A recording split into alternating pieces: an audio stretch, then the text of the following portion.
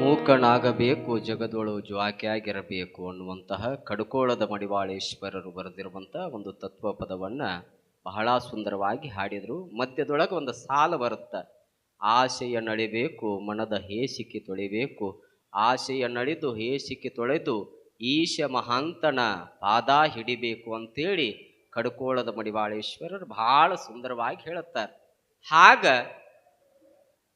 ಶ್ರೀರಾಮಚಂದ್ರ ಹೇಳ್ತಾನ, ಅಪ್ಪ ನಿನಗ ಮೋಕ್ಷವನ್ನ ನಾನು ಎಲ್ಲಿಂದ ಕೊಡಲಿ? ಮತ್ತ ನನಗ ಮೋಕ್ಷ ಬೇಕೇ ಬೇಕು, ಈ ನಶಿಸಿ ಹೋಗುವಂತ ಸಂಪತ್ತು ನನಗ ಬ್ಯಾಡ ಅಂತೇಳಿ ಆಂಜನೇಯ ಸ್ವಾಮಿ ಮಾರುತಿ ದೇವ ಅಂದಿರುವಂತ ಸಂದರ್ಭದೊಳಗ ನಿನಗ ಮೋಕ್ಷ ಸಿಗಬೇಕಾಗಿತ್ತು ಅಂದ್ರೆ ಒಂದು ಮಾರ್ಗ, ಮೋಕ್ಷಕ್ಕ ಒಂದು ಮಾರ್ಗ ಐತಿ. ವೀರಶೈವ ಲಿಂಗಾಯತ ಸಂಪ್ರದಾಯದೊಳಗ ಒಂದು ಮಾರ್ಗ ಮೋಕ್ಷ ಸಿಗಬೇಕಾಗಿತ್ತು ಅಂದ್ರ ಏನು ಅಂದ್ರ ಒಬ್ಬ ಯೋಗ್ಯ ಗುರುವಿನಿಂದ ಇಷ್ಟಲಿಂಗ ದೀಕ್ಷೆಯನ್ನು ಪಡೆದುಕೊಳ್ಳಬೇಕು. ನೋಡ್ರಿ, ಈ ಮಾತನ್ನ ಯಾರು ಹೇಳಾಕತ್ತಾರ ಅಂದ್ರ ಪ್ರಭು ಶ್ರೀರಾಮಚಂದ್ರ ಹೇಳಾಕತ್ತಾನ. ಒಬ್ಬ ಯೋಗ್ಯ ಗುರುವಿನಿಂದ ಇಷ್ಟಲಿಂಗ ದೀಕ್ಷೆಯನ್ನ ಪಡೆದುಕೊಳ್ಳಬೇಕು. ಆ ಇಷ್ಟಲಿಂಗವನ್ನ ನಿತ್ಯ ಪೂಜಿಸಬೇಕು. ನಿತ್ಯ ಆ ಇಷ್ಟಲಿಂಗದೊಳಗ ನಿನ್ನ ಮನಸ್ಸನ್ನಿಟ್ಟು ನಿನ್ನ ದೃಷ್ಟಿಯನ್ನಿಟ್ಟು ಆ ಇಷ್ಟಲಿಂಗವನ್ನ ನೀನು ಪೂಜಿಸುತ್ತಾ ಹೋದಿ ಅಂದ್ರ ಅವಾಗ ನಿನಗ ಮೋಕ್ಷ ಅನ್ನುವಂಥದ್ದು ಸಿಗುತ್ತ. ಒಟ್ಟಾರೆಯಾಗಿ ಲಿಂಗ ಪೂಜೆಯನ್ನ ಮಾಡೋದ್ರಿಂದ ಮೋಕ್ಷ ಐತಿ ಅನ್ನುವಂತ ಮಾತನ್ನ ಶ್ರೀರಾಮಚಂದ್ರ ಹೇಳಿರುವಂತ ಸಮಯದೊಳಗ ಇತ್ತ ಆಂಜನೇಯ ಸ್ವಾಮಿ ಅಂದನಂತ. ಹಾಗಾದ್ರ ಮೋಕ್ಷವನ್ನ ಕೊಡುವಂತ ಲಿಂಗವನ್ನ ಕೊಡು, ನಾನು ಈಗಿನಿಂದಲೇ ಪೂಜೆಯನ್ನ ಪ್ರಾರಂಭ ಮಾಡ್ತೀನಿ ಅಂತ. ಅವಾಗ ಪ್ರಭು ಶ್ರೀರಾಮಚಂದ್ರ ಅಂದನಂತ, ನಾನು ಒಬ್ಬ ಗೃಹಸ್ಥ, ನಾನು ಒಬ್ಬ ರಾಜ, ನಾನು ರಾಜನಾಗಿ ಇಷ್ಟಲಿಂಗವನ್ನ ಕೊಡಾಕ ಬರಾಕ ಸಾಧ್ಯವಿಲ್ಲ. ಆ ಇಷ್ಟಲಿಂಗ ದೀಕ್ಷೆಯನ್ನ ಪಡೆದುಕೊಳ್ಳಬೇಕು ಅಂದ್ರ ಒಂದಿಷ್ಟು ವಿಧಿ ವಿಧಾನಗಳದಾವ. ವೀರಶೈವ ಲಿಂಗಾಯತ ಸಂಪ್ರದಾಯದೊಳಗ ಇಷ್ಟಲಿಂಗವನ್ನ ಸಿಕ್ಕವರು ಕೊಡಾಕ ಬರೋದಿಲ್ಲ. ಇಂಥವ್ರ ಕೊಡಬೇಕು, ಇಂಥ ಸಮಯದೊಳಗ ಕೊಡಬೇಕು, ಕೊಡುವಂತ ಸಂದರ್ಭದೊಳಗ ಇಂಥ ಮಂತ್ರವನ್ನೇ ಹೇಳಬೇಕು, ಇಂಥ ಒಂದಿಷ್ಟು ನೇಮಗಳದಾವ. ಮತ್ತ ನಾನು ರಾಜನಾಗಿ ಇಷ್ಟಲಿಂಗ ದೀಕ್ಷೆಯನ್ನ ಕೊಡಾಕ ಬರೋದಿಲ್ಲ. ಹಾಗಾಗಿ ಒಂದು ಕೆಲಸ ಮಾಡು ಆಂಜನೇಯ, ಒಂದು ಕೆಲಸ ಮಾಡು. ಏನು ಅಂದ್ರ ಶ್ರೀಶೈಲ ಪರ್ವತದೊಳಗ ಮಲ್ಲಿಕಾರ್ಜುನ ಸ್ವಾಮಿ ಬ್ರಹ್ಮರಾಂಬ ದೇವಿ ನೆಲೆ ನಿಂತಿರುವಂತ ಪುಣ್ಯ ಕ್ಷೇತ್ರದೊಳಗ ವೀರಭದ್ರ ಸ್ವಾಮಿ ಅದಾನ. ಶಿವನ ಜಡೆಯಿಂದ ಹುಟ್ಟಿರುವಂತ ವೀರಭದ್ರ ಸ್ವಾಮಿ ಆ ಶ್ರೀಶೈಲ ಪರ್ವತದೊಳಗ ಈಗ ಸದ್ಯದೊಳಗ ನೆಲೆ ನಿಂತಾನ. ಆ ವೀರಭದ್ರ ಸ್ವಾಮಿಗೆ ನೀನು ಶಿಷ್ಯನಾಗಿ ಹೋಗಿ ಅವನ ಸೇವೆಯನ್ನ ಮಾಡಿ ಆ ವೀರಭದ್ರ ಸ್ವಾಮಿಯಿಂದ ಲಿಂಗ ದೀಕ್ಷೆಯನ್ನ ಪಡೆದುಕೋ. ಈಗಿಂದೀಗಲೇ ಶ್ರೀಶೈಲ ಕ್ಷೇತ್ರಕ್ಕೆ ಹೋಗು ಅಂತೇಳಿ ಶ್ರೀರಾಮಚಂದ್ರ ಯಾರನ್ನ ಕಳಿಸ್ತಾನ ಪುಣ್ಯಾತ್ಮರಿ ಅಂದ್ರ ಆಂಜನೇಯ ಸ್ವಾಮಿಯನ್ನ ಕಳಿಸ್ತಾನಂತ. ಆಂಜನೇಯ ಸ್ವಾಮಿಯನ್ನ ಶ್ರೀಶೈಲಕ್ಕ ಶ್ರೀರಾಮಚಂದ್ರ ಕಳಿಸ್ತಾನಂದ್ರ ಆ ಕ್ಷೇತ್ರ ಎಷ್ಟು ಪವಿತ್ರವಾಗಿರಬಹುದು ಇಷ್ಟ ವಿಚಾರ ಮಾಡ್ಬೇಕು ನಾವು. ಎಂತ ಪವಿತ್ರ ಕ್ಷೇತ್ರ. ವೀರಭದ್ರ ಸ್ವಾಮಿ ಬಂದ ಆ ಕ್ಷೇತ್ರದ ಬಗ್ಗೆ ಕೃಷ್ಣನೂ ಕೂಡ ಹೇಳುತ್ತಾನ. ಆ ನಂತರದೊಳಗ ಲಕ್ಷ್ಮೀ ವೆಂಕಟರಮಣ ಸ್ವಾಮಿಯೂ ಕೂಡ ಆ ಕ್ಷೇತ್ರದ ಬಗ್ಗೆ ಹಾಡಿ ಹೊಗಳುತ್ತಾನ. ಅಂದ್ರ ಆ ಕ್ಷೇತ್ರ ಎಂತ ಶ್ರೇಷ್ಠವಾಗಿರುವಂತ ಕ್ಷೇತ್ರ ಅನ್ನುವಂಥದ್ದನ್ನ ನಾವಿಲ್ಲಿ ವಿಚಾರ ಮಾಡಬೇಕು. ಈಗಿಂದೀಗಲೇ ಆ ಭವ್ಯವಾಗಿರುವಂತ ದಿವ್ಯವಾಗಿರುವಂತ ಶ್ರೀಶೈಲ ಕ್ಷೇತ್ರಕ್ಕೆ ಹೋಗಪ್ಪ. ಅಲ್ಲಿ ವೀರಭದ್ರ ಸ್ವಾಮಿ ಅದಾನ, ಅವನ ಶಿಷ್ಯತ್ವವನ್ನ ಪಡೆದುಕೊಂಡು ಇಷ್ಟಲಿಂಗ ದೀಕ್ಷೆಯನ್ನು ನೀನು ಪಡೆದುಕೋ ಅಂದಾಗ ಅವಾಗ ವಾಯುಪುತ್ರನಾಗಿರುವಂತ ಆಂಜನೇಯ ಸ್ವಾಮಿ ಅಯೋಧ್ಯದಿಂದ ಎಲ್ಲಿಗೆ ಹಾರಿ ಬರ್ತಾನ ಗಾಳಿಯೊಳಗ ಅಂದ್ರ ಈ ಶ್ರೀಶೈಲ ಪರ್ವತಕ್ಕೆ ಹಾರಿ ಬಂದ. ನೋಡ್ರಿ, ಹಾರಿ ಬಂದ. ಅವಾಗ ಶ್ರೀಶೈಲ ಪರ್ವತದೊಳಗಿರುವಂತ ಮಲ್ಲಿಕಾರ್ಜುನ ಸ್ವಾಮಿಯ ಆ ದರ್ಶನವನ್ನು ಮಾಡಿಕೊಳ್ತಾನ. ದ್ವಾದಶ ಜ್ಯೋತಿರ್ಲಿಂಗಗಳಲ್ಲಿ ಅತ್ಯಂತ ಶ್ರೇಷ್ಠವಾಗಿರುವಂತ ಲಿಂಗದ ದರ್ಶನವನ್ನು ಮಾಡಿಕೊಂಡ. ಆ ನಂತರದೊಳಗ ಶಕ್ತಿ ದೇವತೆಯಾಗಿ ಶಕ್ತಿ ಪೀಠದ ಅಧಿದೇವತೆಯಾಗಿ ನೆಲೆ ನಿಂತಿರುವಂತ ಮಹಾಮಾತೆ ಬ್ರಹ್ಮರಾಂಬ ದೇವಿಯ ದರ್ಶನವನ್ನ ಮಾಡಿಕೊಂಡ. ಆ ನಂತರದೊಳಗ ಗುರುವಾಗಿರುವಂತ ವೀರಭದ್ರ ಸ್ವಾಮಿಯನ್ನ ಹುಡುಕ್ತಾ ಹೋಗಿರುವಂತ ಸಂದರ್ಭದೊಳಗ ವೀರಭದ್ರ ಸ್ವಾಮಿ ವಯೋವೃದ್ಧ ಮಲ್ಲಿಕಾರ್ಜುನ ಲಿಂಗದ ಮುಂದೆ ಧ್ಯಾನಕ್ಕೆ ಕುಳಿತುಕೊಂಡಿತ್ತು.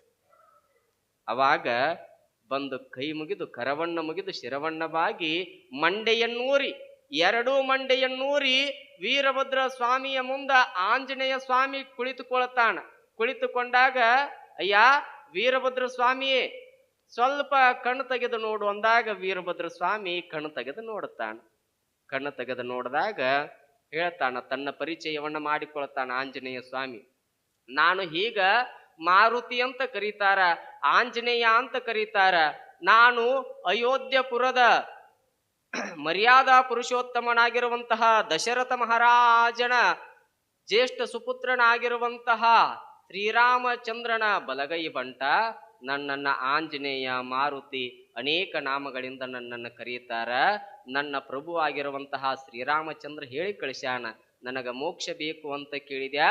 ಆ ಮೋಕ್ಷ ಬೇಕಾಗಿತ್ತು ಅಂದ್ರ ಒಬ್ಬ ಯೋಗ್ಯ ಗುರುವಿನಿಂದ ಲಿಂಗ ದೀಕ್ಷೆಯನ್ನ ತೆಗೆದುಕೊಂಡು ಆ ಗುರು ಕೊಟ್ಟಿರುವಂತಹ ಲಿಂಗವನ್ನ ನಿತ್ಯ ಪೂಜಿಸಿದಾಗ ಮೋಕ್ಷ ಅಂಥೇಳಿ ನನ್ನ ಪ್ರಭು ಶ್ರೀರಾಮಚಂದ್ರ ಹೇಳಿ ಕಳಿಸ್ಯಾನ. ಇಲ್ಲೇ ಶ್ರೀಶೈಲ ಕ್ಷೇತ್ರಕ್ಕೆ ಹೋಗು, ಆ ಶ್ರೀಶೈಲ ಕ್ಷೇತ್ರದೊಳಗಿರುವಂತಹ ವೀರಭದ್ರ ಸ್ವಾಮಿಯಿಂದನೇ ನೀನು ಶಿಷ್ಯತ್ವ ಲಿಂಗ ದೀಕ್ಷೆಯನ್ನ ಪಡೆದುಕೊಂಡು, ಆ ಲಿಂಗ ದೀಕ್ಷೆಯನ್ನ ಪಡೆದುಕೊಂಡ ನಂತರದೊಳಗ ಆ ಲಿಂಗ ಪೂಜೆ ಮಾಡು, ನಿನಗ ಮೋಕ್ಷ ಸಿಗತ್ತ ಅಂತ ಹೇಳ್ಯಾನ. ಹಾಗಾಗಿ ನನಗ ಪುಣ್ಯಾತ್ಮನೇ ಗುರುವೇ, ನೀನು ನನಗ ಲಿಂಗ ದೀಕ್ಷೆಯನ್ನ ಕೊಟ್ಟು ನನ್ನನ್ನ ಕೃತಾರ್ಥನನ್ನಾಗಿ ಮಾಡಬೇಕು ಅಂತೇಳಿ ಆಂಜನೇಯ ಸ್ವಾಮಿ ವೀರಭದ್ರೇಶ್ವರನ ಹತ್ತಿರ ಮಂಡಿಯನ್ನೂರಿ ಕೈಯನ್ನ ಮುಗಿದು ಬೇಡಿಕೊಂಡಿರುವಂತಹ ಸಂದರ್ಭದೊಳಗ ವೀರಭದ್ರ ಸ್ವಾಮಿ ನಗತಾನಂತ. ವೀರಭದ್ರೇಶ್ವರ ಉಗ್ರಾವತಾರಿ ನಗತಾನಂತ. ಆಂಜನೇಯ, ನೀನು ಹೇಳಿದಂಗ ಬಹಳ ವಿನಂತಿಯಿಂದ ಕೇಳಾಕತ್ತೀಯಪ್ಪ. ಲಿಂಗ ದೀಕ್ಷೆಯನ್ನ ಎಷ್ಟೋ ಮಂದಿ ಇದ್ದ ಲಿಂಗವನ್ನ ಮಣ್ಣು ಹೇಳ್ದಂಗ ಗೂಟಕ್ಕೆ ಹಾಕಿಬಿಟ್ಟಾರ. ನಮ್ದು ಊಟದ್ದೊಂದು ಲಿಂಗ, ಗೂಟದ್ದೊಂದು ಲಿಂಗ ಅಂತ ಹೆಸರಿಗಷ್ಟ ಲಿಂಗಾಯತರು ಒಂದಿಷ್ಟು ಜನ. ಇದನ್ನೆಲ್ಲ ತಿಳ್ಕೊಳ್ಬೇಕಾಗತ್ತ ಪುಣ್ಯಾತ್ಮರಿ. ಬರೀ ನಾವು ಲಿಂಗಾಯತರು ಲಿಂಗಾಯತರು ಲಿಂಗಾಯತರು ಅನ್ನೋದ್ರಿಂದ ಯಾವುದೇ ತರಹದ ಉಪಯೋಗ ಇಲ್ಲ. ನಾವು ಈ ಸ್ನಾನ ಮಾಡಿಕೊಂಡು ಎಲ್ಲಾದ್ರೂ ಹೊರಗೆ ಹೋಗಬೇಕಾಗಿತ್ತು ಅಂದ್ರೆ, ತಯಾರಾಗಬೇಕಾಗಿತ್ತು ಅಂದ್ರೆ ಒಂದು ಅರ್ಧ ಗಂಟೆ ಕಣ್ಣುಡಿ ಮುಂದೆ ನಿಂದಿರ್ತೀವಿ. ಯಾರೇ ಆಗಿರ್ಬೋದು, ಒಂದು ಅರ್ಧ ಗಂಟೆ ಕಣ್ಣುಡಿ ಮುಂದೆ ನಿಂದಿರ್ತೀವಿ. ಇನ್ನ ಧರ್ಮದ ಜಾಗೃತಿಗೆ ಆಗಿ ಒಂದು 5 ನಿಮಿಷ ಪೂಜೆ ಮಾಡಿಕೊಳ್ಳಕ್ ತಯಾರಿಲ್ಲ. ಆ ಲಿಂಗವನ್ನ ಪೂಜಿಸುವುದರಿಂದ ಆ ಲಿಂಗಕ್ಕೇನು ಲಾಭವಿಲ್ಲ. ಆ ಲಿಂಗವನ್ನ ಪೂಜಿಸುವಂತ ಲಾಭ ಇರುವಂತದ್ದು ನಮಗ. ಆದ್ರೂ ಕೂಡ ನಮಗ ಉಪಯೋಗ ಐತಿ, ನಮಗ ಲಾಭ ಐತಿ ಅಂದ್ರೂ ಕೂಡ ನಾವೇನ್ ಮಾಡಕತ್ತೀವಿ ಅಂದ್ರೆ ಲಿಂಗ ಅಂದ್ರ ತಾತ್ಸಾರ ಮಾಡಿಬಿಟ್ಟೀವಿ. ನೋಡ್ರಿ, ಆಂಜನೇಯ ಸ್ವಾಮಿ ಅಂತ ಆಂಜನೇಯ ಸ್ವಾಮಿಯೇ ಲಿಂಗ ಬೇಕು ಅಂತೇಳಿ ಅಯೋಧ್ಯೆಯಿಂದ ಶ್ರೀಶೈಲಕ್ಕೆ ಬಂದಾಣ ಅಂದ್ರ ಆ ಲಿಂಗದ ಮಹತ್ವ ಎಂತದ್ದು ಪುಣ್ಯಾತ್ಮರಿ. ಹೆಸರಿಗಷ್ಟ ಲಿಂಗಾಯತರ ಆಗಬಾರ್ದು. ಹೇಗಾಗತ್ತ ನಮ್ಮ ಪರಿಸ್ಥಿತಿ ಅಂದ್ರೆ, ಯಾವನೋ ಒಬ್ಬ ಕಾಡಿಗೆ ಬೇಟೆ ಆಡಕ್ ಹೋದ್ನಂತ. ಹುಲಿ ಬೇಟೆ ಆಡಕ್ ಹೋದ, ಹುಲಿಯನ್ನ ಬೇಟೆ ಆಡ್ತಾ ಇದ್ದ. ಹುಲಿ ಬೇಟೆ ಆಡಕ್ ಹೋದ, ಹುಲಿ ಎದುರಿಗೆ ಬಂದು ನಿಂತು ಬಿಡುತ್ತೆ. ಎದುರಿಗೆ ಬಂದು ನಿಂತಾಗ ಬೇಟೆ ಆಡಕ್ಕೆ ಏನು ಬೇಕು?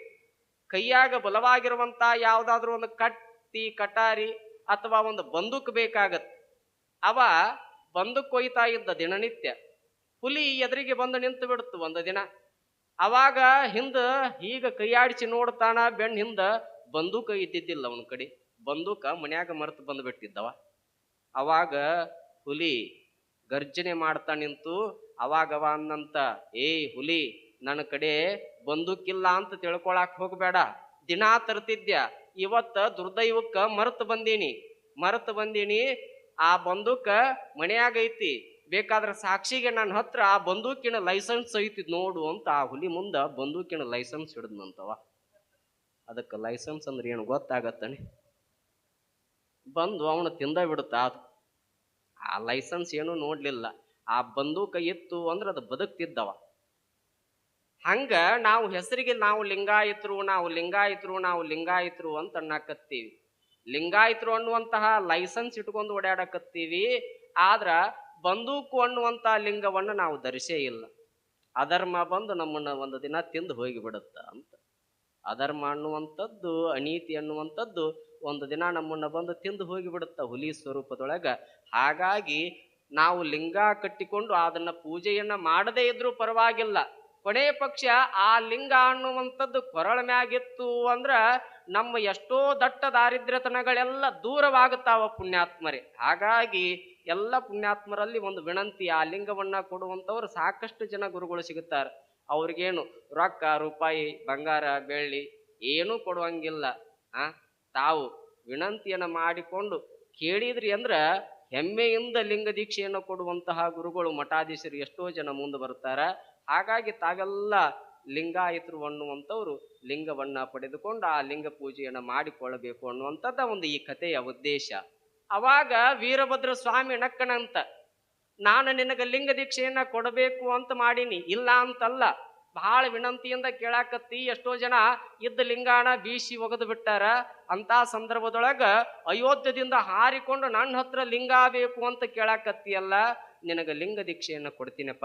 ಇಲ್ಲ, ಆದ್ರ ಲಿಂಗ ದೀಕ್ಷೆಯನ್ನ ಕೊಡುವಂತಹ ಸಂದರ್ಭದೊಳಗ ನೇಮಗಳದಾವ. ಏನು ನೇಮ? ಕಾಯಕ ಮಾಡಬೇಕು ಮನುಷ್ಯ, ಅಂತವನಿಗೆ ಲಿಂಗ ದೀಕ್ಷೆ ಕೊಡಬೇಕು ಅಂತನ ವೀರಭದ್ರ ಸ್ವಾಮಿ. ಇದು ನಾನಂತರದೊಳಗ ಬಸವಣ್ಣವ್ರು ಹೇಳಿದ್ರು. ಬಸವಣ್ಣವ್ರು ಹೇಳೋದಕ್ಕಿಂತ ಪೂರ್ವದೊಳಗ ಕಾಯಕದ ತತ್ವವನ್ನ ಈ ಜಗತ್ತಿಗೆ ಸಾರಿರುವಂತಹ ಪುಣ್ಯಾತ್ಮ ಮಹಾತ್ಮ ಅಂದ್ರ ಅದು ಉಗ್ರಾವತಾರಿ ವೀರಭದ್ರೇಶ್ವರ ಅಂತ ನೋಡಿ. ಹಾಗ ಎಲ್ಲರಿಗೂ ಲಿಂಗ ಕೊಡಾಕ್ ಬರಂಗಲ್ಲ ಆಂಜನೇಯ. ಯಾವ್ದಾದ್ರೂ ಒಂದು ಹುದ್ದೆಯೊಳಗಿರಬೇಕು, ಯಾವ್ದಾದ್ರೂ ಒಂದು ಕಾಯಕದೊಳಗೆ ಇದ್ದವರಿಗೆ ಮಾತ್ರ ಲಿಂಗ ದೀಕ್ಷೆಯನ್ನ ಕೊಡಾಕ ಸಾಧ್ಯ. ನೀನೇನು ಉದ್ಯೋಗ ಮಾಡ್ತಿ, ನೀನೇನು ಕಾಯಕ ಮಾಡ್ತಿ, ನೀನೇನು ಕೆಲಸ ಮಾಡ್ತಿ ಅಂತ ಕೇಳಿದ. ಅವಾಗ ಆಂಜನೇಯ ಸ್ವಾಮಿ ಅಂದ, ಪ್ರಭು ಶ್ರೀರಾಮಚಂದ್ರನ ಸನ್ನಿಧಾನದೊಳಗೆ ನಾನಿರ್ತೀನಿ. ಲಕ್ಷ್ಮಣ ದೇವ ಸಾವು ಬದುಕಿನ ಮಧ್ಯೆ ಹೋರಾಟ ಮಾಡುವಂತಹ ಸಂದರ್ಭದೊಳಗ ದೊಡ್ಡದಾಗಿರುವಂತಹ ಸಂಜೀವಿನಿ ಪರ್ವತವನ್ನ ನನ್ನ ಬಲಗೈ ಒಳಗ ಎತ್ತುಕೊಂಡು ಬಂದೀನಿ. ಪ್ರಭು ಶ್ರೀರಾಮಚಂದ್ರನ ಸೇವಾ ಮಾಡ್ತೀನಿ ಅಂದಾಗ ಅವಾಗ ವೀರಭದ್ರೇಶ್ವರ ನಕ್ಕ ಹೇಳ್ತಾನಂತ, ಆಂಜನೇಯ ನೀನು ಮಾಡಿರುವಂಥದ್ದು ಸೇವಾ ಆಯಿತು. ಸೇವಾ ಬ್ಯಾರೆ ಕಾಯಕ ಬೇರೆ ನೋಡ್ರಿ. ಸೇವಾ ಬೇರೆ ಕಾಯಕ ಬೇರೆ. ಯಾವುದಾದ್ರೂ ಒಂದು ಕ್ಷೇತ್ರದೊಳಗ ತಾವು ಹೋಗಿ ಕಸ ಹೊಡೆಯಾಕತ್ರಿ, ಏನೋ ಒಂದು ಸ್ವಚ್ಛ ಮಾಡಾಕತ್ರಿ ಅಂದ್ರೆ ಅದು ಕೆಲಸ ಆಗೋದಿಲ್ಲ ಪುಣ್ಯಾತ್ಮರಿ. ಅದು ಏನಾಗತ್ತಂದ್ರ ಅದು ಸೇವಾ ಆಗತ್ತದು, ಅದು ಸೇವಾ ಆಗತ್ತ. ಸೇವಾಣ ಬೇರೆ, ಕೆಲಸಾಣ ಬೇರೆ, ಕಾಯಕಣ ಬೇರೆ. ಇದೆಲ್ಲ ಏನಾತು ನೀನು ಮಾಡುವಂಥದ್ದು ಅಂದ್ರ ಶ್ರೀರಾಮಚಂದ್ರನ ಸೇವೆಯಪ್ಪ. ಅದು ಕೆಲಸ ಅಂತ ಅನಿಸಿಕೊಳ್ಳೋದಿಲ್ಲ. ಅದರಿಂದ ನಿನ್ನ ಉಪಜೀವನ ಅನ್ನುವಂಥದ್ದು ನಡೆಯೋದಿಲ್ಲ. ನಿನ್ನ ರಟ್ಟೆಯನ್ನ ಮುರಿದು ನೀನ ದುಡಿದು ಉಣ್ಣಬೇಕು. ಅಂತ ಕಾಯಕವನ್ನ ನೀನು ಮಾಡಬೇಕು. ನೀನು ಸ್ವತಃ ಕಾಯಕವನ್ನ ಮಾಡ್ತೀನಿ ಅಂದಾಗ ಮಾತ್ರ ನಾನು ನಿನಗೆ ಲಿಂಗ ದೀಕ್ಷೆಯನ್ನು ಕೊಡ್ತೀನಿ ಅಂದ ವೀರಭದ್ರೇಶ್ವರ ಆಂಜನೇಯ ಸ್ವಾಮಿಗೆ. ಅವ ಅಂದ, ನನಗ ಇಷ್ಟ ಗೊತ್ತು, ನನಗ ಮುಂದೆ ಏನೂ ಗೊತ್ತಿಲ್ಲ ಅಂದಾಗ ಚಿಂತೆ ಮಾಡಬೇಡ, ನೀನು ಒಬ್ಬ ಒಳ್ಳೆಯ ಸಂಗೀತಗಾರ. ಆಂಜನೇಯ ಸ್ವಾಮಿ ಒಳ್ಳೆಯ ಸಂಗೀತಗಾರನಿದ್ದ ಪುಣ್ಯಾತ್ಮರಿ. ಅಂತಿಂತ ಸಂಗೀತಗಾರನಲ್ಲ, ಅಂತ ಸಂಗೀತಗಾರ ಈ ಜಗತ್ತಿನೊಳಗ ಈ ಪ್ರಪಂಚದೊಳಗ ಮತ್ತೊಬ್ಬವ ಇಲ್ಲವೇ ಇಲ್ಲ.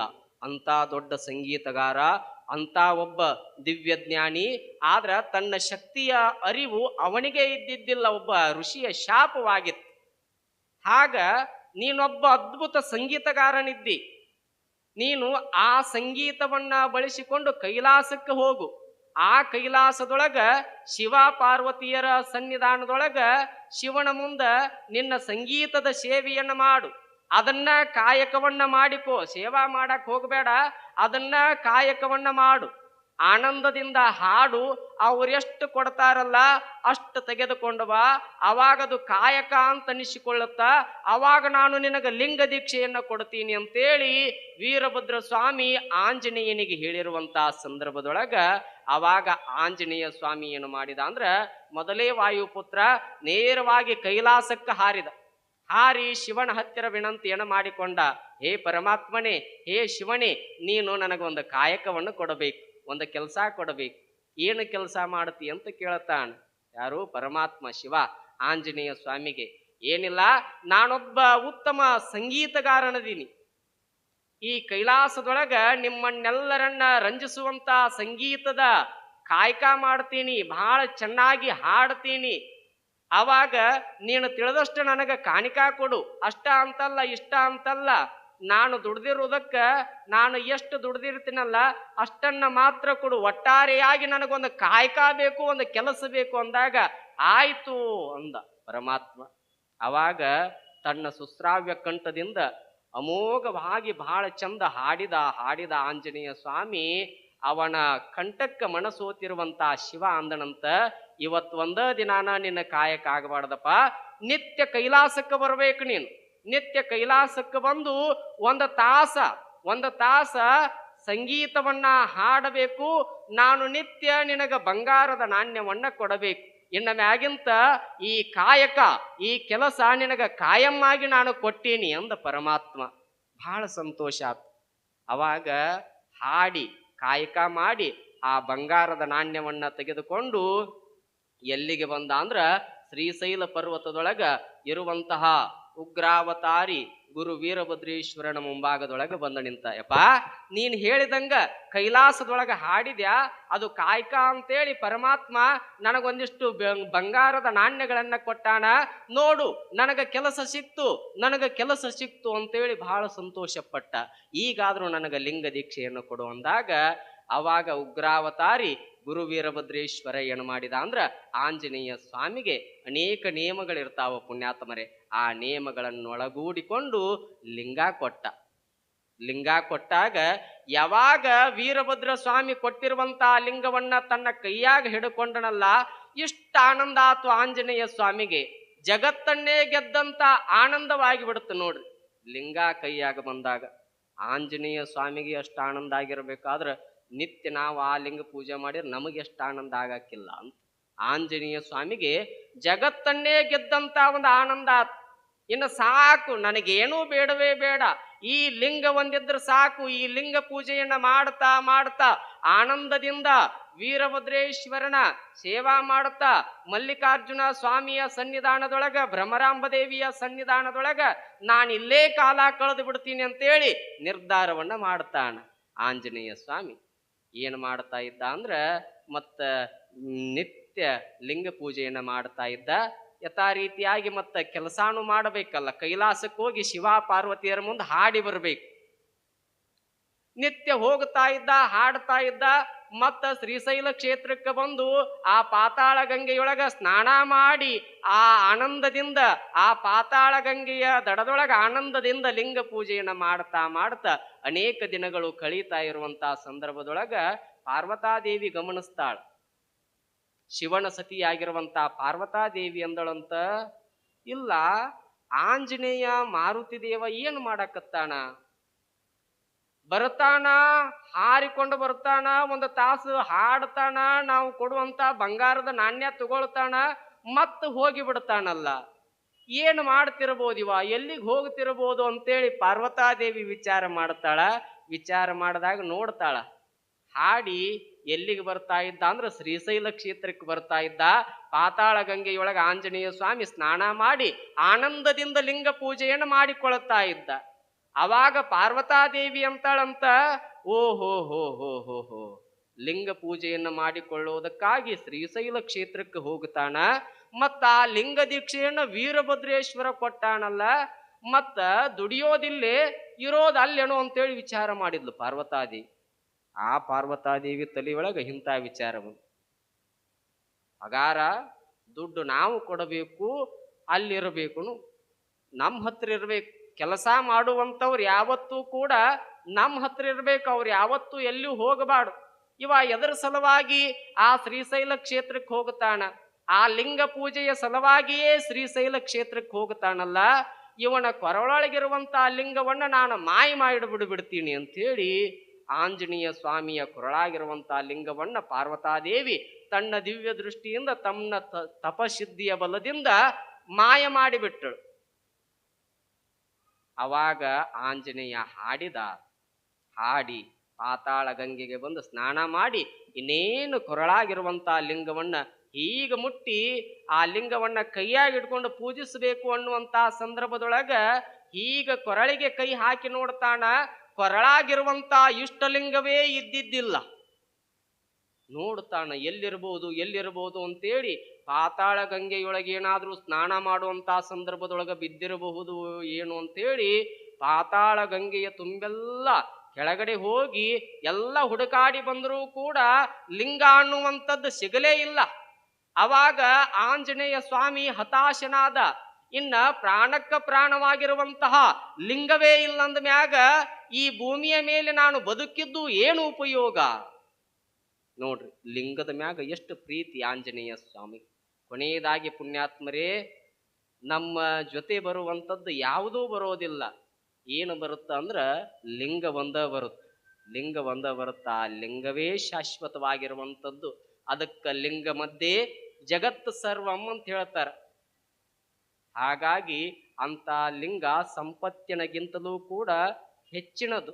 ಅವಾಗ ಅಂತ ಲಿಂಗವೇ ಇಲ್ಲ ಅಂದ ಮ್ಯಾಗ ಕೊನೆಯದಾಗಿ ನಾವು ಈ ಭೂಮಿಯನ್ನ ಬಿಟ್ಟು ಹೋಗುವಂತ ಸಂದರ್ಭದೊಳಗ ನನ್ನ ಜೊತೆ ನಮ್ಮ ಜೊತೆ ಬರುವಂತ ಲಿಂಗವೇ ಇಲ್ಲ ಅಂದ ಮ್ಯಾಗ ಇನ್ನು ನಾನು ಬದುಕಿದ್ದು ಏನು ಪ್ರಯೋಜನ ಅಂತೇಳಿ ಆ ಪಾತಾಳ ಗಂಗೆಯ ಮುಂದೆ ನಿಂತು ಇನ್ನೇನು ಆ ಪಾತಾಳ ಗಂಗೆಯೊಳಗ ಜಿಗಿದು ಆತ್ಮಹತ್ಯೆಯನ್ನ ಮಾಡಿಕೊಳ್ಳಬೇಕು ಅಂತೇಳಿ ಆಂಜನೇಯ ಸ್ವಾಮಿ ಸಾಮಾನ್ಯದವನಲ್ಲ. ಆಂಜನೇಯ ಸ್ವಾಮಿ ಇನ್ನೇನು ಆ ಪಾತಾಳ ಗಂಗೆಯೊಳಗ ಜಿಗಿದು ಆತ್ಮಹತ್ಯೆಯನ್ನ ಮಾಡಿಕೊಳ್ಳಬೇಕು, ಪ್ರಾಣಾರ್ಪಣೆಯನ್ನ ಮಾಡಿಕೊಳ್ಳಬೇಕು ಅನ್ನುವಂತ ಸಂದರ್ಭದೊಳಗ ಲಿಂಗ ದೀಕ್ಷಾಧಾರಿಯಾಗಿರುವಂತ ಆಂಜನೇಯ ಸ್ವಾಮಿಯ ಗುರುವಾಗಿರುವಂತ ವೀರಭದ್ರ ಸ್ವಾಮಿ ಬಂದು ಕೈ ಹಿಡಿದನಂತ. ಯಾಕೋ ಆಂಜನೇಯ, ಆತ್ಮಹತ್ಯೆಯನ್ನ ಮಾಡಿಕೊಳ್ಳುವಂಥದ್ದು ನಿನಗೇನಾಗೈತಿ? ನೀನು ಬೇಡಿದಂಗ ನಿನಗ ಲಿಂಗ ದೀಕ್ಷೆಯನ್ನ ಕೊಟ್ಟೀನಿ, ಮತ್ತಿನ್ನೇನು ಮೋಕ್ಷ ಬೇಕು, ನೆಮ್ಮದಿ ಬೇಕು, ಸುಖ ಬೇಕು ಅಂತ ಕೇಳಿದ್ದಿ. ಆ ಲಿಂಗ ದೀಕ್ಷೆಯನ್ನ ಕೊಟ್ಟೀನಿ. ಆ ಲಿಂಗವನ್ನ ಪೂಜಿಸುತ್ತಾ ಆನಂದದಿಂದ ಇರೋದನ್ನ ಬಿಟ್ಟು ಈ ಪಾತಾಳ ಗಂಗೆಯೊಳಗ ಬಿದ್ದು ಯಾಕ ಸಾಯಕತ್ತಿ ಅಂತ ಕೇಳ್ತಾನ ಗುರು ವೀರಭದ್ರೇಶ್ವರ. ಅವಾಗ ಆಂಜನೇಯ ಸ್ವಾಮಿ ಅಂತಾನಂತ, ಯಪ್ಪ, ಪ್ರಾಣಕ್ಕ ಪ್ರಾಣವಾಗಿರುವಂತಹ ನೀನು ಕೊಟ್ಟ ಲಿಂಗವೇ ಇಲ್ಲ ತಂದೆ ನನ್ನ ಹತ್ತಿರ. ಗುರು ವೀರಭದ್ರೇಶ್ವರ, ನೀನು ಕೊಟ್ಟಿರುವಂತಹ ಲಿಂಗವೇ ನನ್ನ ಹತ್ತಿರ ಇಲ್ಲ. ಮತ್ತ ಆ ಲಿಂಗ ಇಲ್ಲ ಅಂದ್ಮ್ಯಾಗ ಈ ಜೀವವೇ ಇಲ್ಲ ಅಂದಂಗ, ಈ ಪ್ರಾಣವೇ ಇಲ್ಲ ಅಂದಂಗ, ಈ ಪ್ರಾಣ ಇದ್ದು ವ್ಯರ್ಥ. ಹಾಗಾಗಿ ಇದ್ದು ಏನು ಮಾಡಲಿ ಅಂದಾಗ ಅವಾಗ ವೀರಭದ್ರೇಶ್ವರ ಅಂತಾನಂತ, ಇಷ್ಟು ಲಿಂಗ ಪ್ರೇಮಿಯಾಗಿ ಅಲ್ಲಪ್ಪ, ನಿನ್ನ ಲಿಂಗ ಎಲ್ಲೇ ಹೋದರೂ ಕೂಡ ಅದನ್ನ ಮರಳಿ ತಂದು ಕೊಡುವಂತಹ ಜವಾಬ್ದಾರಿ ಗುರುವಾಗಿರುವಂತಹ ನನ್ನದು. ನೀನೇನು ಚಿಂತೆಯನ್ನ ಮಾಡಕ್ ಹೋಗಬೇಡ ಅಂತೇಳಿ ವೀರಭದ್ರ ಸ್ವಾಮಿ ತನ್ನ ಉರಿನೇತ್ರವನ್ನ ಬಿಟ್ಟ. ಆ ಉರಿನೇತ್ರಕ್ಕೆ ಹೇಳ್ತಾನಂತ, ಎಲೆ ಉರಿನೇತ್ರ, ಆಂಜನೇಯ ಸ್ವಾಮಿಯ ಕೊರಳ ಮೇಲಿರುವಂತಹ ಲಿಂಗ ಅತಳ ವಿತಳ ಸುತಳ ರಸಾತಳ ಪಾತಾಳ ಲೋಕದೊಳಗಿದ್ದರೂ ಕೂಡ ಬಿಡಾಕ್ ಹೋಗಬೇಡ. ಆ ಲಿಂಗ ಎಲ್ಲೇ ಇದ್ದರೂ ಕೂಡ ಅದನ್ನ ಮರಳಿ ತರುವಂತಹ ಜವಾಬ್ದಾರಿ ನಿನ್ನ ಮೇಲಿರುವಂಥದ್ದು ಅಂತೇಳಿ ತನ್ನ ಉರಿನೇತ್ರಕ್ಕೆ ಹೇಳಿರುವಂತಹ ಸಂದರ್ಭದೊಳಗ ಮೊದಲೇ ವೀರಭದ್ರೇಶ್ವರನ ಉರಿನೇತ್ರ ಅದೇನು ಸಾಮಾನ್ಯವಾಗಿರುವಂಥದ್ದಲ್ಲ. ಅವಾಗ ಆ ಉರಿನೇತ್ರ, ವೀರಭದ್ರೇಶ್ವರನ ಉರಿನೇತ್ರ ಏನು ಮಾಡಿತು ಅಂದ್ರ ಎಲ್ಲಾ ಲೋಕಗಳನ್ನ ಸುತ್ತುತ್ತಾ ಆಂಜನೇಯ ಸ್ವಾಮಿಯ ಲಿಂಗವನ್ನ ಹುಡುಕುತ್ತಾ ಎಲ್ಲಾ ಲೋಕಗಳನ್ನ ಸುತ್ತುತ್ತಾ ಎಲ್ಲಿಗೆ ಬಂತು ಅಂದ್ರ ಸೀದ ಕೈಲಾಸಕ್ಕೆ ಬಂತದು. ಕೈಲಾಸಕ್ಕೆ ಬಂದಾಗ ಕೈಲಾಸದೊಳಗಿರುವಂತ ಯಕ್ಷ ಗಂಧರ್ವ ಕಿಣ್ಣ ಕೆಂಪುರುಷರು ಋಷಿಮುನಿಯವರೆಲ್ಲ ದ್ವಾರಪಾಲಕರಾಗಿರುವಂತ ಜಯ ವಿಜಯರು ಮೊದಲು ಮಾಡಿ ಗಡಗಡನೆ ನಡಗಾಕ್ ಪ್ರಾರಂಭ ಮಾಡಿದ್ರಂತ.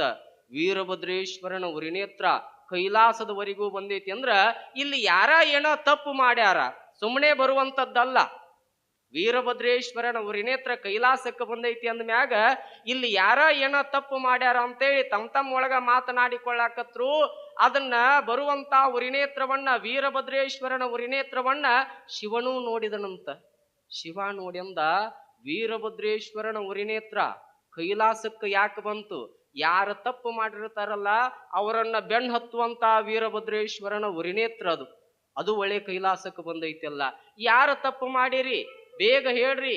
ನೀವು ತಪ್ಪು ಮಾಡದವ್ರು ಯಾರೇ ಇದ್ರೂ ಕೂಡ ಆ ವೀರಭದ್ರೇಶ್ವರನ ಉರಿನೇತ್ರ ಬಿಡೋದಿಲ್ಲ, ಅವರನ್ನ ಸುಟ್ಟು ಬೂದಿ ಮಾಡುತ್ತ. ನಿಮ್ಮನ್ನಷ್ಟ ಅಲ್ಲ, ನಾನೇನಾದ್ರೂ ಅವನ ದೃಷ್ಟಿಯೊಳಗ ನಾನು ತಪ್ಪು ಮಾಡಿದ್ದೆ ಅಂದ್ರ ನನ್ನನ್ನು ಸುಡುವಂತ ಶಕ್ತಿ ಆ ವೀರಭದ್ರೇಶ್ವರನ ಉರಿನೇತ್ರಕ್ಕೆ ಇರುವಂಥದ್ದು ಅಂತ ಸಾಕ್ಷಾತ್ ಶಿವನೇ ಅಂತ ನೋಡ್ರಿ. ಸಾಕ್ಷಾತ್ ಶಿವನೇ ಅಂತ ಉರಿನೇತ್ರ ಅಂದಾಗ ಎಲ್ಲರೂ ಅಂತಾರಂತ, ನಾವ್ಯಾಕೆ ವೀರಭದ್ರ ಸ್ವಾಮಿಯ ತಂಟೆಗೆ ಹೋಗೋಣ ಮಾರಾಯ, ಮೊದಲ ವಿಗ್ರಹಾವತಾರಿ, ಅವನ ಸುದ್ದಿಗೆ ನಾವ್ಯಾಕೆ ಹೋಗೋಣ, ಮಡಿ ಉಡಿಯಿಂದ ಇದ್ರ ವರ ಕೊಡ್ತಾನ, ನಾವೇನಾದ್ರೂ ತಪ್ಪಿ ನಡೆದ್ರೆ ಶಾಪ ಕೊಡುವಂತ ವೀರಭದ್ರ ಸ್ವಾಮಿ, ನಾವ್ಯಾಕೆ ಅವನ ತಂಟೆಗೆ ಹೋಗೋಣ ಅಂತೇಳಿ, ನಾನು ತಪ್ಪು ಮಾಡಿಲ್ಲ, ನೀನು ತಪ್ಪು ಮಾಡಿಲ್ಲ, ನಾನು ತಪ್ಪು ಮಾಡಿಲ್ಲ, ನೀನು ತಪ್ಪು ಮಾಡಿಲ್ಲ ಅಂತೇಳಿ ಎಲ್ಲಾ ದೇವಾನು ದೇವತೆಗಳು ಒಪ್ಕೊಂಡ್ರು. ಕೊಡೆಯಕ ಶಿವಾನು ಅಂದ, ನಾನು ಏನು ತಪ್ಪು ಮಾಡಿಲ್ಲ ಅವನ ವಿಷಯದೊಳಗ. ಕೊನೆಯದಾಗಿ ಪಾರ್ವತಾದೇವಿ ಉಳಿದಿದ್ದಳು. ಕೇಳುತ್ತಾನ ತನ್ನ ಹೆಂಡತಿ ಆಗಿರುವಂತ ಪಾರ್ವತಾದೇವಿಯನ್ನು, ಇಲ್ಲಿ ಯಾರೂ ತಪ್ಪು ಮಾಡಿಲ್ಲ, ದ್ವಾರಪಾಲಕರನ್ನು ಹಿಡಿದು ನಾನೂ ತಪ್ಪು ಮಾಡಿಲ್ಲ ಆತನ ವಿಷಯದೊಳಗ, ನೀನೇನಾದ್ರೂ ಮಾಡಿರಬಹುದೇನು ಅಂತ ಕೇಳಿದ. ಅವಾಗ ಪಾರ್ವತಾದೇವಿಯು ಗದಗದ ನಡುಗುತ್ತಾ ಹೇಳಿದಂತ, ಸ್ವಾಮಿ ಏನೂ ಇಲ್ಲ, ಅವನ ಆಪ್ತ ಶಿಷ್ಯನಾಗಿರುವಂತ ಆಂಜನೇಯ ಸ್ವಾಮಿಯ ಕೊರಳಾಗಿರುವಂತ ಇಷ್ಟಲಿಂಗವನ್ನ ಮಾಯ ಮಾಡಿ ನನ್ನ ಕೈಯಾಗಿ ಇಟ್ಕೊಂಡಿನಿ, ಅದ ನಾನು ಮಾಡಿರುವಂತ ತಪ್ಪು ಅಂದಾಗ ಅವಾಗ ಶಿವ ಅಂದನಂತ, ಎಂತ ಕೆಲಸ ಮಾಡಿಬಿಟ್ಟೆಲ್ಲ ಅಂದವ. ಈಗಿಂದೀಗಲೇ ಆ ಉರಿನೇತ್ರದ ಮುಂದೆ ಆ ಲಿಂಗವನ್ನು ಒಪ್ಪಿಸ್ಬಿಡು, ಇಲ್ಲಾಂದ್ರೆ ನಿನ್ನನ್ನು ಸುಟ್ಟು ಬೂದಿ ಮಾಡುತ್ತ ಅಂತ ಶಕ್ತಿ ವೀರಭದ್ರೇಶ್ವರನ ಉರಿನೇತ್ರಕ್ಕೆ ಇರುವಂಥದ್ದು ಅಂದಾಗ ಅವಾಗ ಸ್ವತಃ ಪಾರ್ವತಾದೇವಿ ಹೆದರಿ ಕೈಯಾಗಿರುವಂತ ಇಷ್ಟಲಿಂಗವನ್ನ ಆ ಉರಿನೇತ್ರದ ಮುಂದೆ ಹಿಡಿದು ಕೈ ಮುಗಿದುಕೊಂಡು ನಿಂತಳಂತ. ಯಪ್ಪ, ನಂದು ಅಕ್ಷಮ್ಯ ಅಪರಾಧವಾಗೈತಿ, ಕ್ಷಮ ಮಾಡು ಅಂಥೇಳಿ ಕೈ ಮುಗಿದುಕೊಂಡು ನಿಂತಾಗ ಆ ವೀರಭದ್ರೇಶ್ವರನ ಉರಿನೇತ್ರ ಆ ಲಿಂಗವನ್ನ ಹೊತ್ತುಕೊಂಡು ಬಂದು ವೀರಭದ್ರ ಸ್ವಾಮಿಯ ಕೈಯಾಗ ಕೊಟ್ಟಾಗ ಆ ಲಿಂಗವನ್ನ ಮತ್ತ ಆಂಜನೇಯ ಸ್ವಾಮಿಯ ಕೊರಳಿಗೆ ಹಾಕ್ತಾನ ವೀರಭದ್ರ ಸ್ವಾಮಿ. ಕೊರಳಿಗೆ ಹಾಕಿರುವಂತ ಆಂಜನೇಯ ಸ್ವಾಮಿಗೆ ಲಿಂಗ ದೀಕ್ಷೆಯನ್ನ ಕೊಟ್ಟಿರುವಂತಹ ಏಕೈಕ ಸುಕ್ಷೇತ್ರ ಅಂದ್ರ ಅದು ಶ್ರೀಶೈಲ ಪರ್ವತ ಅಂತೇಳಿ ಈ ಗ್ರಂಥದೊಳಗ ಬಹಳ ಸುಂದರವಾಗಿ ಬರುತ್ತೆ.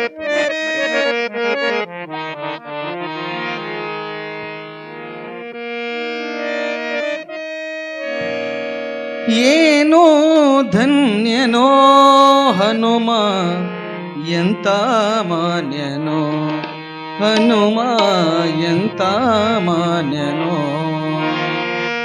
ಏನೋ ಧನ್ಯನೋ ಹನುಮ ಎಂತ ಮಾನ್ಯನೋ, ಹನುಮ ಎಂತ ಮಾನ್ಯನೋ. ವಾನರುತ್ತಮನು ತಾನೇ ರಾಮ, ವಾನರುತ್ತಮನು ತಾನೇ ರಾಮ, ಸೇವೆ ಮಾಡುವ ಏನೋ ಧನ್ಯನೋ ಹನುಮ ಎಂತ ಮಾನ್ಯನೋ.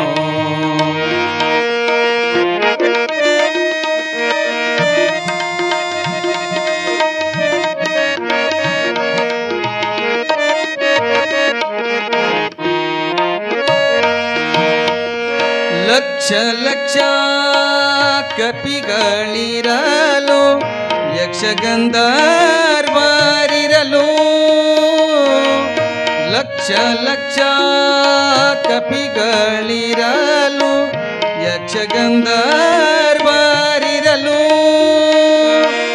ಮೋಕ್ಷದಾಯಕ ರಾಮಚಂದ್ರನ, ಮೋಕ್ಷದಾಯಕ ರಾಮಚಂದ್ರನ ಇಕ್ಷುಸುತ ಸೇವೆ, ಇಕ್ಷುಸುತ ಸೇವೆ ಮಾಡುವ ಏನು ಧನ್ಯನೋ ಹನುಮ ಎಂತ ಮಾನ್ಯನೋ.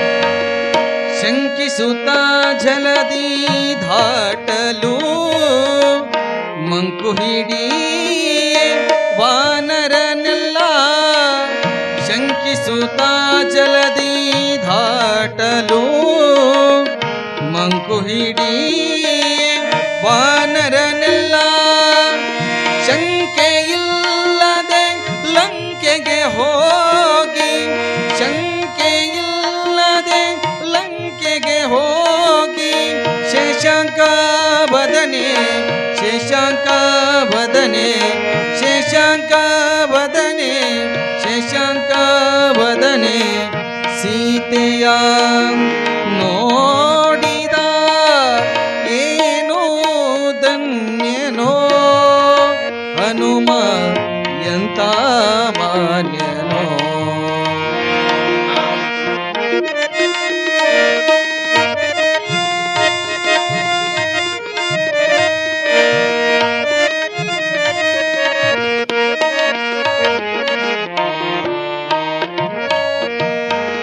ಶರದಿ ಸುತೆಗೆ ಉಂಗುರ ನೀಡಿ ಬರದಿ ರಾಮನ ವಾರ್ತೆ ಪೇಳಿ ಶರದಿ ಸುತೆಗೆ ಉಂಗುರ ನೀಡಿ ಬರದಿ ರಾಮನ ವಾರ್ತೆ ಪೇಳಿ ಧರ್ಮ ಮೀರದೆ ದಶಶಿರನ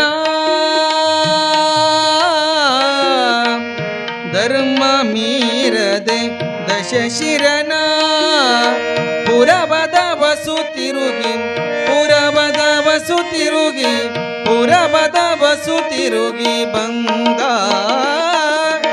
ಏನೋ ಧನ್ಯನೋ ಹನುಮ ಎಂತ ಮಾನ್ಯನೋ.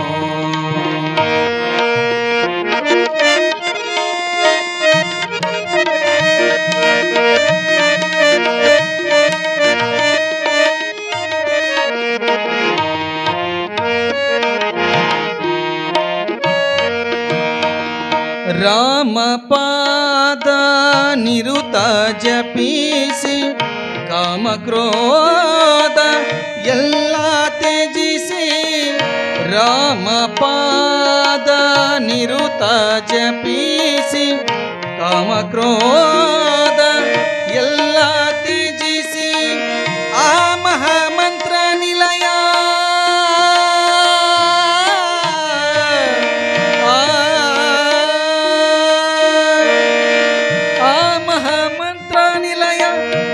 ಶಮ ಸುಂದರನ ಗುರು ಶಮ ಸುಂದರನ ಬಲಿಸಿ ಏನೋ ಧನ್ಯನೋ ಹನುಮ ಎಂತ ಮಾನ್ಯನೋ. ವಾನರುತ್ತಮನು ತಾನೇ ರಾಮ ವಾನರುತ್ತಮನು ತಾನೇ ರಾಮ ಸೇವೆ ಮಾಡುವ ಏನೋ ಧನ್ಯನೋ ಹನುಮ ಎಂತ ಮಾನ್ಯನೋ ಹನುಮ ಎಂತ ಮಾನ್ಯನೋ ಹನುಮ ಎಂತ ಮಾನ್ಯನೋ. ಶಿವಸಾಂಬ ಜೈನ್ಮ ಪಾರ್ವತಿ ಶಿವರ ಮಹಾದೇವ ಶ್ರೀಶೈಲ ಮಲ್ಲಿಕಾರ್ಜುನೇಶ್ವರ ಮಹಾರಾಜ್ ಕಿ ಜೈ. ಹಾಗ ಅಂತ ಆಂಜನೇಯ ಸ್ವಾಮಿಗೆ ಗುರು ವೀರಭದ್ರೇಶ್ವರರ ಲಿಂಗ ದೀಕ್ಷೆಯನ್ನು ಕೊಟ್ಟು ಮತ್ತ ಕಳೆದು ಹೋಗಿರುವಂತಹ ಲಿಂಗವನ್ನ ಮರಳಿ ತಂದ ಕೊಟ್ಟ ಸುಕ್ಷೇತ್ರವೇ ಅದು ಶ್ರೀಶೈಲ ಪರ್ವತ ಅನ್ನುವಂಥದ್ದು.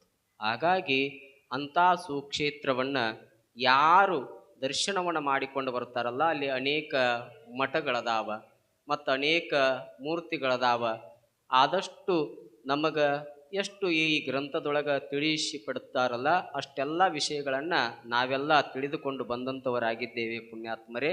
ಮತ್ತು ಅಲ್ಲಿ ಹೋದ್ರೆ ಅಷ್ಟ ಪುಣ್ಯ ಲಭಿಸುತ್ತ ಅಂತಲ್ಲ, ಈ 5 ದಿನಗಳ ಪರ್ಯಂತರವಾಗಿ ಶ್ರೀಗಿರಿಯ ಒಡೆಯನಾಗಿರುವಂಥ ಮಲ್ಲಿಕಾರ್ಜುನ ಸ್ವಾಮಿಯ ಚರಿತ್ರೆಯನ್ನು ಬಹಳ ಸ್ವಚ್ಛಂದದಿಂದ ಶಾಂತ ರೀತಿಯಿಂದ ಕುಳಿತುಕೊಂಡು ಕೇಳಿರುವಂತಹ ತಮ್ಮೆಲ್ಲರಿಗೂ ಕೂಡ ದರ್ಶನ ಮಾಡಿದಷ್ಟೇ ಪುಣ್ಯವಂತರಾಗಿದ್ದೀರಿ ಅನ್ನುವಂಥ ಮಾತನ್ನು ಹೇಳ್ತಾ, ಇನ್ನು ಈ 5 ದಿನಗಳ ಪರ್ಯಂತರವಾಗಿ ಸರಿಯಾದ ಸಮಯಕ್ಕೆ ಬಂದು ತಾಯಂದ್ರಾಗಿರ್ಬೋದು, ಶರಣ ಬಂಧುಗಳಾಗಿರ್ಬೋದು, ಈ ಒಂದು ಕಾರ್ಯಕ್ರಮದೊಳಗೆ ಭಕ್ತಿಯಿಂದ ಪಾಲ್ಗೊಂಡು ಶ್ರೀಗಿರಿಯ ಒಡೆಯನಾಗಿರುವಂತಹ ಮಲ್ಲಿಕಾರ್ಜುನ ಸ್ವಾಮಿಯ ಒಂದು ಭವ್ಯವಾಗಿರುವಂಥ ದಿವ್ಯವಾಗಿರುವಂಥ ಚರಿತ್ರೆಯನ್ನು ಕೇಳಿರುವಂಥ ತಮ್ಮೆಲ್ಲರಿಗೂ ಕೂಡ ದಯಾಗಣನಾಥನಾಗಿರುವಂಥ ಶ್ರೀಗಿರಿಯ ಒಡೆಯನಾಗಿರುವಂತಹ ಮಲ್ಲಿಕಾರ್ಜುನ ಸ್ವಾಮಿಯ ಮಹಾಮಾತೆ ಭ್ರಮರಾಂಬ ದೇವಿಯ ಕೃಪಾಶೀರ್ವಾದವು ಉತ್ತರೋತ್ತರವಾಗಿ ತಮ್ಮೆಲ್ಲರ ತಮ್ಮ ಕುಟುಂಬದ ಮೇಲೆ ಉತ್ತರೋತ್ತರ